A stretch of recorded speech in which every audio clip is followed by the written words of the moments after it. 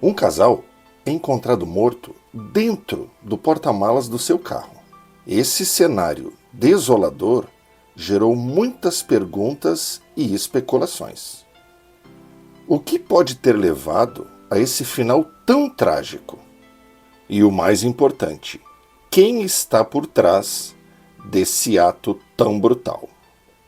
Fala, maníacos! Este caso aconteceu em Toronto, no Canadá, em 14 de abril de 1992. Era um pouco mais da meia-noite quando o detetive Doug Ray recebeu a mensagem sobre o ocorrido. Ele pegou o carro e se dirigiu até o local.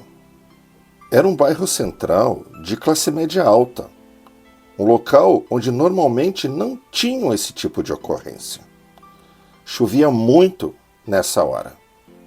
O detetive desceu do carro e perguntou ao policial o que tinha acontecido.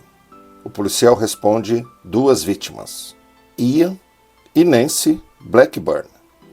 Eles tinham sido dados como desaparecidos e eles estavam mortos dentro do porta-malas do carro da Nancy. O detetive abriu o porta-malas do carro. Os corpos pareciam que estavam lá há algum tempo. O homem estava totalmente vestido e a mulher totalmente nua. Era visível que a mulher tinha marcas de amarração nas mãos, nas pernas e nos tornozelos. O assassino tinha sido bem cruel com ela. Olhando pelas janelas do carro, o detetive e o policial viram que tinha um lenço coberto de sangue num dos bancos. O detetive pediu para acionarem a equipe forense e perguntou para o policial se ele já tinha olhado dentro da casa. Ele disse que sim.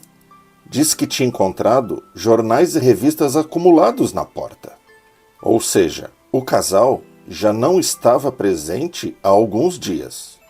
O restante da casa estava normal, sem sinais de arrombamento ou violência. O detetive perguntou quem encontrou os corpos. O policial disse que foi James Osborne, e ele estava ali, sentado atrás, no banco da viatura. O James era sobrinho do casal, e ele estava em choque. O detetive se apresentou e perguntou a ele quanto tempo eles estavam desaparecidos. O James respondeu que não sabia, que o seu pai tinha pedido para ele verificar se os tios estavam em casa. Quando ele entrou na casa, ele viu que o gato do casal estava sem água e sem comida. E aí ele percebeu que alguma coisa estava errada. Ele procurou os tios por toda a casa e depois ele foi revistar o carro. Foi quando ele descobriu os corpos no porta-malas. O James perguntou para o detetive quem poderia ter feito isso. O detetive, desconfiado do James, respondeu: eu não sei, mas nós vamos descobrir. A Nancy era uma enfermeira de 49 anos. O Ian tinha 54 anos e tinha negócios imobiliários. Eles não tinham filhos e viviam bem em um bairro perto do centro de Toronto. Eles também tinham uma outra casa, uma casa de campo, na cidade de Caledon. Eles frequentavam bastante essa casa. Caledon era uma zona rural, um lugar calmo, com boas casas. Era um lugar bonito. A polícia não sabia aonde o casal foi morto, apenas que os corpos estavam dentro do porta-malas do seu carro, na frente da casa deles de Toronto. Eles poderiam ter sido mortos em Toronto, porque a Nancy foi vista pela última vez lá. Mas também poderiam ter sido mortos em Caledon, porque o Ian foi visto pela última vez. A primeira coisa que o detetive observa é o carro do Ian parado na grama, na frente da casa. Nessa hora, um homem se aproxima e fala: o Ian nunca estacionou seu carro aí. Foram 25 anos que ele sempre estacionou o carro nesse lugar aqui. Ele nunca estacionou o carro em cima da grama. O detetive perguntou quem ele era. Ele falou que se chamava Orville Osborne e que era casado com a irmã do Ian. Eles tinham uma casa ao lado. Foi ele que pediu para o filho procurar os tios na casa em Toronto. O detetive pergunta por que ele pediu para o filho procurar pelos tios. Ele disse que estava desesperado, que não tinha notícia deles há uma semana, que quando viu o carro do Ian estacionado em cima da grama, ele sabia que tinha alguma coisa errada. Ele disse que toda essa propriedade pertencia ao pai do Ian e que antes de morrer, o pai do Ian repassou para eles e que todos eles gostavam muito daquele lugar. O Orville diz para o detetive: "Você está vendo aquele celeiro ali? Ele foi construído em 1890. Só sobraram 3 desses e um está aqui na propriedade. É uma relíquia." Perguntou para o policial se ele sabia porque o formato do celeiro era sextavado. E o policial disse que não. O Orville respondeu que era para o diabo não te encurralar pelos cantos. O detetive achou aquela conversa muito estranha. Será que a família tinha alguma briga pelas terras? Será que alguém tinha se sentido prejudicado na partilha da herança? O detetive foi chamado pelo investigador forense. Os investigadores vasculharam cada centímetro da casa de campo e encontraram uma mancha de sangue que combinava com o sangue da Nancy. A casa de campo era a cena do crime. O sangue encontrado no lenço dentro do carro não era das vítimas. A autópsia tinha ficado pronta. A Nancy tinha sido morta por estrangulamento, ou seja, ela teve o seu pescoço apertado por alguma coisa. Já o Ian foi morto por asfixia, provavelmente com um saco plástico amarrado na sua cabeça. A Nancy foi brutalmente amarrada e espancada antes de ser estrangulada. Não tinham evidências de agressão sexual, mesmo ela estando totalmente nua. A polícia agora tentava montar um cronograma com os últimos passos do casal. O que se sabia até agora? O Ian saiu do trabalho na terça, às 5 da tarde, e foi sozinho para a casa de campo. A Nancy ligou da casa de Toronto para um amigo, procurando o Ian. Ela achou estranho ele não estar em casa. Os registros telefônicos mostraram que às 7h53 da noite, um telefonema de 5 minutos foi dado da casa de campo para a casa de Toronto. O que será que foi dito nesse telefonema para fazer a Nancy sair da casa de Toronto e ir para a casa de campo? Também a polícia não tinha como saber se foi o Ian que ligou ou se foi outra pessoa. A pergunta era por que essa pessoa queria a presença da Nancy. Nessa época, uma onda de crimes começa em Caledon. Na delegacia, os detetives tentam juntar esses crimes para ver se eles tinham alguma ligação. 2 armas tinham sido roubadas perto da casa de Ian. Caroline Case, de 47 anos, era uma comerciante de Toronto que desapareceu depois de fechar a sua loja, 6 meses atrás. Ela tinha uma loja de produtos importados. 12 horas depois de ter sido dada como desaparecida, O seu carro foi encontrado capotado numa região isolada de Caledon. A polícia vasculhou por dias a região, mas ela não foi encontrada. Isso chamou a atenção dos detetives. O casal Ian e Nancy, eles foram mortos em Caledon e levados para Toronto. E a Caroline, ela tinha sido sequestrada em Toronto e levada para Caledon. Várias casas em Caledon foram arrombadas e invadidas. O invasor, ele passava dias dentro das casas. Isso acontecia porque essas casas de campo, elas eram usadas somente no verão. As casas ficavam fechadas o ano inteiro.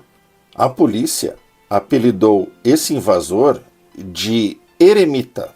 E a princípio, ele parecia ser um caso inocente e sem ligação com os assassinatos.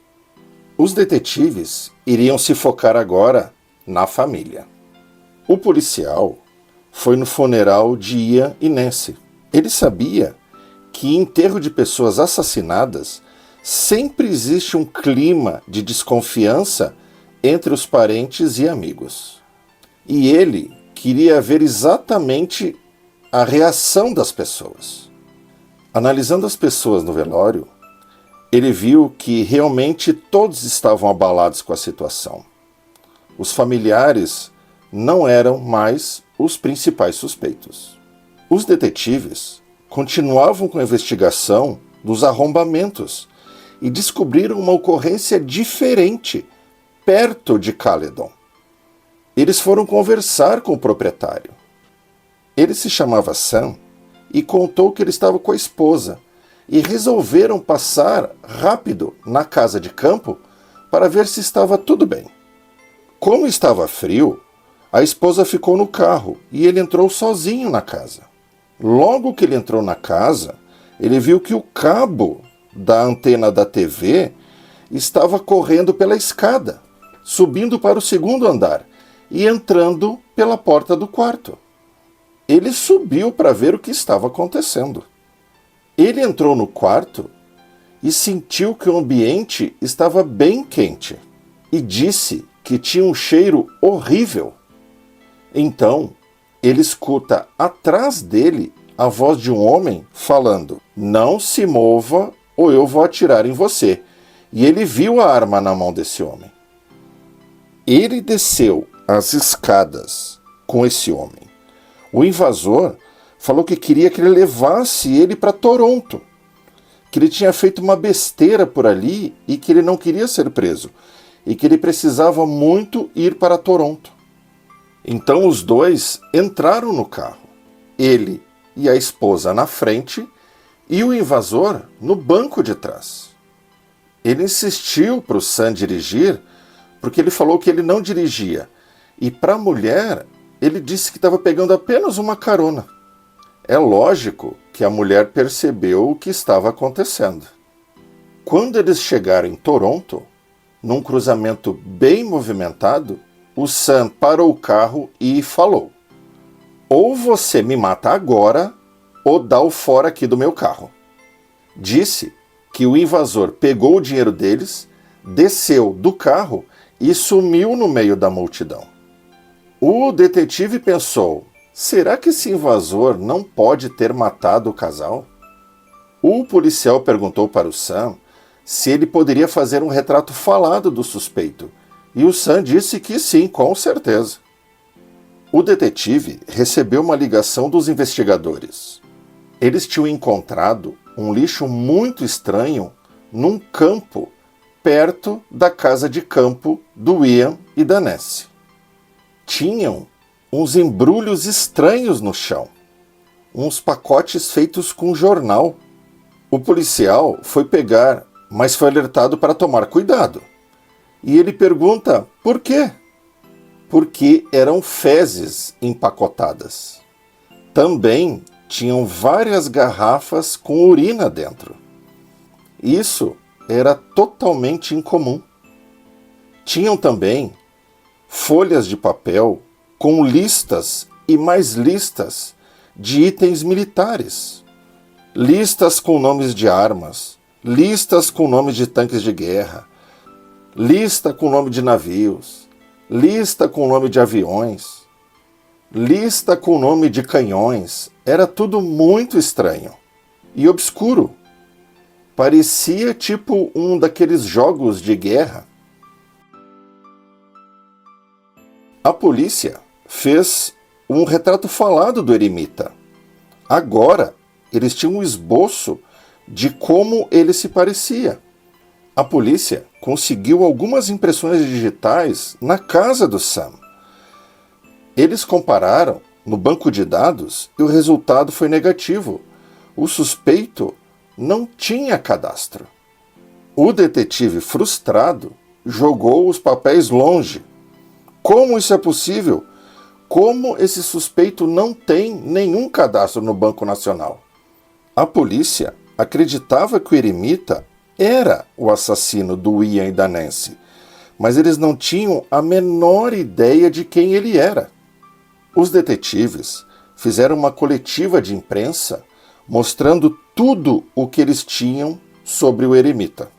Mostraram o seu retrato falado, que ele invadia e passava dias nas casas, que ele fazia listas de materiais militares, que ele era suspeito dos assassinatos, tudo.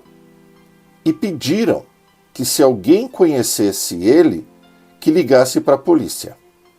Quando se tem um caso grande como esse na mídia, normalmente a polícia recebe centenas de ligações.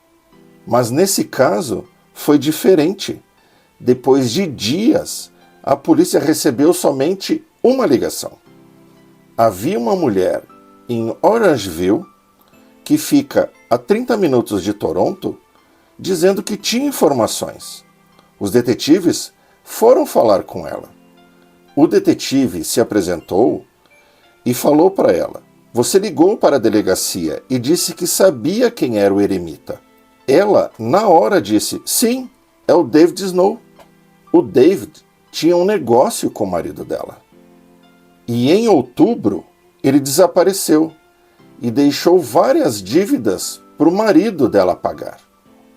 Ele tinha deixado algumas caixas lá. E ela tinha procurado nessas caixas para ver se encontrava alguma informação dele. E foi aí que ela encontrou as listas com dezenas e dezenas de nomes de tanques de guerra, de navios, de aviões, de armas.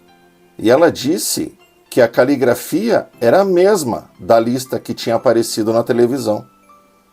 O detetive perguntou se ela achava que o David poderia ter assassinado alguém.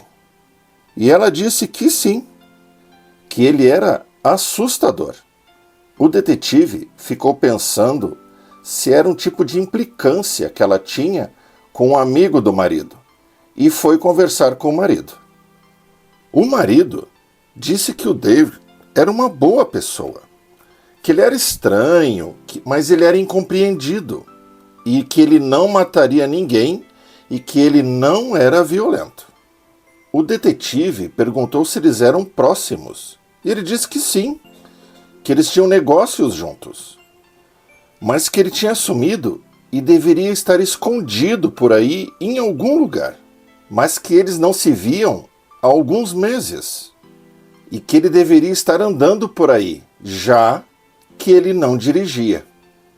Ele tinha um medo psicológico de dirigir. Nessa hora, o detetive se lembrou do depoimento do Sam, que tinha falado que o invasor não dirigia o carro. A polícia começou a investigar o David. Começaram a interrogar as pessoas próximas, que conheciam ele. Para os homens, ele era um cara legal e meio estranho. Para as mulheres, ele era assustador. Os investigadores foram conversar com a mãe do David. Ela morava em um bairro tranquilo de Toronto. Quando o investigador estava chegando, ele viu a loja da Caroline, aquela que tinha desaparecido. A sua loja ficava muito perto da casa da mãe do David. O investigador mostrou a foto do David para sua mãe e ela disse: "Eu tenho pavor dele." O detetive pergunta: "Mas qual foi a última vez que a senhora viu ele?" Ela respondeu que tinha sido em outubro, quando o seu negócio de antiguidades com um amigo tinha acabado. Ela disse que um pouco antes dele chegar, ela escondeu todas as facas afiadas que ela tinha em casa. O detetive pergunta se alguma vez o David já tinha a machucado. E ela responde que sim, e que isso fez com que ela deixasse a sua casa em Orangeville e foi embora, deixando o David morando sozinho lá. Não era coincidência o David ter visitado a sua mãe na mesma época que a Caroline tinha desaparecido. Agora, os detetives iriam revistar a casa do David. Os policiais foram até a casa do David e ela parecia estar abandonada. Eles entraram e foram revistando todos os cômodos. Parecia tudo normal. Eles desceram as escadas e começaram a revistar o porão da casa. A casa realmente estava abandonada. Em um dos lados do porão, os detetives encontraram um quarto secreto. Dentro, o cheiro era insuportável. Espalhados pelo chão, dezenas e dezenas de embrulho com fezes e diversas garrafas com urina dentro. Também tinham vários painéis com colagens que o David tinha feito. Ele recortava das revistas partes do corpo das mulheres e colavam só essas partes. Então tinham painéis só com bocas, painéis só com pernas, painéis só com braços. Muito estranho. Tinham também vários livros sobre equipamentos militares. Tanques, aviões, canhões, navios, tudo. A polícia não sabia aonde o David estava. Então eles expediram um mandado de prisão por todo o Canadá. As buscas estavam sendo feitas principalmente na região de Carnegie. Enquanto isso, o David tinha sequestrado uma mulher. Ela se chamava Cristina. O David tinha montado um acampamento no meio da floresta. A mulher estava sequestrada há 8 dias e ela estava amarrada, amordaçada e era agredida sexualmente de 3 a 4 vezes por dia. O David disse que a polícia a estava procurando, mas que ela jamais seria encontrada. Os policiais estavam nervosos. Eles não tinham nenhuma pista sobre o paradeiro do David. Eles montaram uma força-tarefa para tentar localizá-lo. Os detetives continuavam procurando na região de Toronto. E tudo muda quando eles receberam uma informação que o David poderia estar na região de Vancouver. Após 8 dias com a mulher sequestrada, o David resolveu procurar uma outra mulher. Ele foi até a cidade de Vancouver, entrou numa locadora de vídeos, ele roubou o dinheiro, amarrou o gerente e sequestrou uma funcionária de 19 anos. A jovem foi levada até o seu carro e ela foi forçada a dirigir ele até o acampamento aonde a outra mulher estava sendo mantida refém. Chegando no acampamento, o David achou que seria melhor eles se mudarem para um lugar diferente. A polícia de Vancouver começou a procurar a jovem sequestrada e um policial acabou encontrando o seu carro na entrada de um parque florestal. O policial revista o carro e encontra dentro uma mochila com armas. Nessa hora, ele escuta o grito de uma das mulheres e corre na sua direção. Foi uma corrida difícil por dentro da floresta.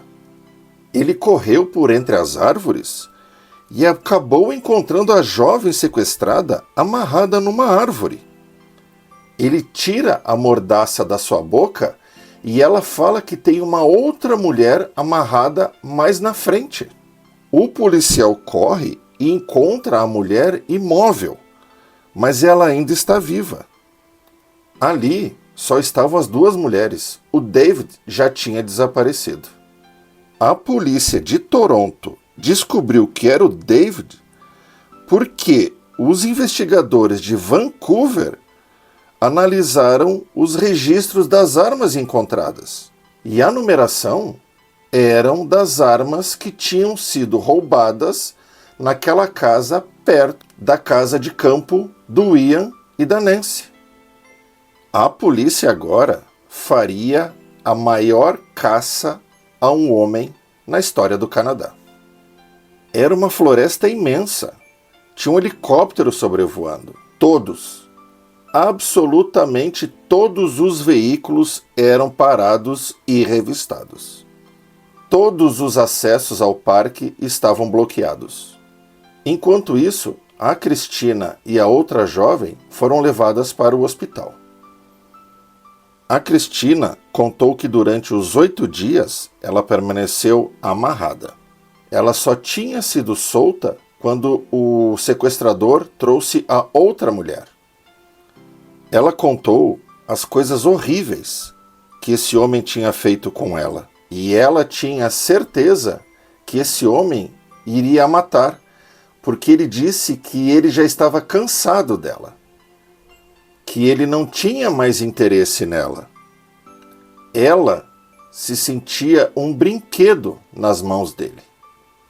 O detetive mostra uma foto do David para ver se ela o reconhecesse, e ela o reconheceu na hora. A caçada continuava dia e noite. A floresta tinha uma vegetação bem fechada. Além disso, o David era treinado. Ele sabia muito bem como sobreviver no meio daquela floresta. Às 3h30 da madrugada, o David sequestra uma mulher que estava fechando um restaurante que ficava dentro do parque. Ele leva a mulher para os fundos, começa a espancá-la e a ataca sexualmente. Depois, ele cobriu a sua cabeça com plástico e tentou sufocar essa mulher. Nessa hora, um dos policiais que estava participando das buscas escutou os gritos da mulher e correu atrás do David. O David foi preso em flagrante, agressão sexual e tentativa de assassinato da mulher. Uma ambulância veio imediatamente e ela foi levada ao hospital, e ela sobreviveu a esse horror. O detetive foi conversar com o David na prisão. O David disse que tinha conversado com seu advogado e ele não iria falar nada. O detetive olha para o David e fala: "Olha, eu só quero saber de uma coisa então. O que você forçou o Ian a ligar e dizer para Nancy que a fez ela sair tão rápido e ir para a casa de campo?" O David ficou em silêncio e apenas sorriu. O detetive disse que estava tudo bem, que eles tinham as provas, que ele tinha matado o Ian e a Nancy, que o sangue que foi encontrado naquele lenço dentro do carro da Nancy era do David, era dele. E que na casa dele, no meio das suas revistas, a polícia tinha encontrado uma foto do celeiro da casa do Ian e da Nancy. O David conhecia o casal. O David comercializava objetos antigos. E ele foi na propriedade para dar uma olhada naquele celeiro. Esse encontro aconteceu 1 ano antes. O detetive continuou. Sabemos da sua ligação no caso da Carolina Casey. Nós sabemos que você a viu depois que foi visitar a sua mãe. Sabemos que você a tirou da sua loja. Nós sabemos que você a obrigou a dirigir até Caledon. O David disse que iria contar tudo, mas com uma condição. Ele queria fazer um acordo. Ele queria receber a pena mínima de 25 anos de prisão e só isso. O detetive não aceitou nenhum acordo. A polícia tinha tanta certeza que o David era o responsável pelo desaparecimento da Caroline que montou uma força-tarefa para procurar novas evidências no local onde o carro dela foi encontrado capotado, lá em Caledon. Depois de uma busca incessante pelo campo, eles encontraram os restos mortais da Caroline. Infelizmente, não tinha nenhuma evidência que incriminasse o David. O David nunca assumiu nenhum dos seus crimes. Nunca se mostrou arrependido. Nunca pediu desculpas. Para os detetives, na cabeça do David, tudo o que ele fazia era certo. Por isso que ele nunca se retratou das coisas terríveis que ele fez. Os detetives tinham certeza que ele era um psicopata. O David, então, foi condenado pelas mortes de Ian e da Nancy. Também foi considerado culpado de mais de 12 de acusações por seus crimes, incluindo sequestro, agressão sexual, confinamento ilegal e roubo. Ele foi condenado à prisão perpétua sem direito à liberdade condicional e ele não demonstrou nenhuma reação na hora do veredito. No final, o juiz perguntou se o David tinha alguma coisa a dizer e ele disse: não tenho nada para dizer.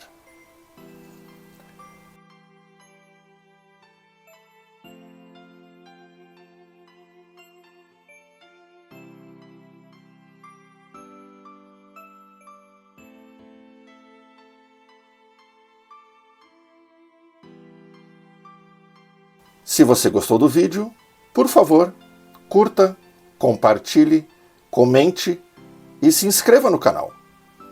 Até o próximo!